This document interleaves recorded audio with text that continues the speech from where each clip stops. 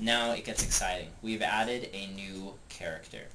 Now before we had Game King, the protagonist, we had walls that you run into, and we had crowns that you were trying to achieve. Now we have added a protector who will try to stop you. We have added the Immortal. The Immortal bears a striking resemblance to someone. It's me. So basically, we have created an enemy character. The same way as before, we made a sprite 32 pixels by 32 pixels. In objects, we created an object that we associated the sprite to, just like we've done before. And then there's two events associated with this object here.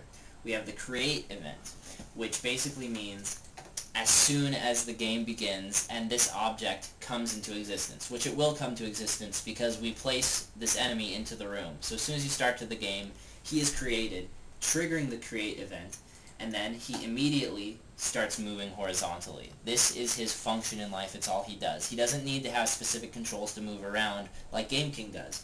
Immortal just runs places. Speed horizontal applies to self, and as you can see, it has a horizontal speed of 8 pixels per action, which is twice as fast as our main character. So he's hard to avoid, but he will move horizontally across the screen. Now you're saying that sounds cool, but probably he'll only pass by once and then he won't be a problem anymore. Nay, we've created the outside room event. Now with the outside room event, the action we've associated is jump to given position, which you saw earlier for how we control movement now. But jump to given position does for him, basically every time he hits a wall, all he has to do is barely touch the wall. We put -31 on the x-axis, meaning that he's 32 pixels wide on the x-axis, so as soon as one of his pixels crosses the wall, he shoots back. And basically, the y-axis shows that his position on the board will randomly go somewhere on the y-axis. So what you see here is we have this input called random. Instead of a pixel value, we've just put random. We don't care where the game puts him as long as he appears on the screen again. So we put random, and then in parentheses, we put room_height, which means that somewhere in the room, height value is selected. So it'll be a certain pixel on the x-axis and a certain pixel on the y-axis. Our bad guy will just appear there and move horizontally across the screen again. What this room height thing is it's a variable that's programmed into the game. We didn't make it. You aren't expected necessarily to make them until much later, but you just need to memorize some of the important ones, such as room height, room width, and whatnot. So, this is not relative. So as you'll see on our object properties for Object 0, who is Game King, our protagonist, we have a collision event now for Object 4, who is Immortal, the bad guy. Basically, anytime he touches your main character, two things happen. The first thing is we display a message that says, and I quote, "The Immortal has claimed you."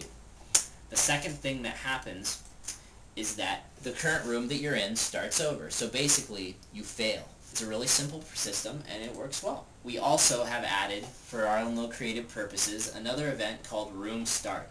The way we did that is we went to Add Event, and you'll see down here, we click the other event, and then there's Room Start, Room End, Game Start, etc. We chose Room Start, and then attached to that event is the action Display a Message. We displayed the message saying that you have just entered the Immortal's hideout, because basically what we're doing is we're adding atmosphere which drips from every orifice. So, let me show you what that means in the game. And basically, we have a game now, for the first time. It's exciting. So as you can see, as soon as we start the game, we have our little message here that pops up, because we said that as soon as the room starts, we want to display this message. It says, "You are entering the Immortal's hideout." Spooky.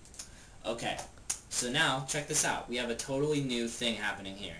So as you can see, we have a little bad guy moving across the screen now. Our job as Game King is to collect these crowns without interacting with him, and if we do, we have a little thing that comes up on screen because we programmed it that way that says, "The Immortal has claimed you." Click OK. And then it says again, "You're entering the Immortal's hideout," because you're starting over.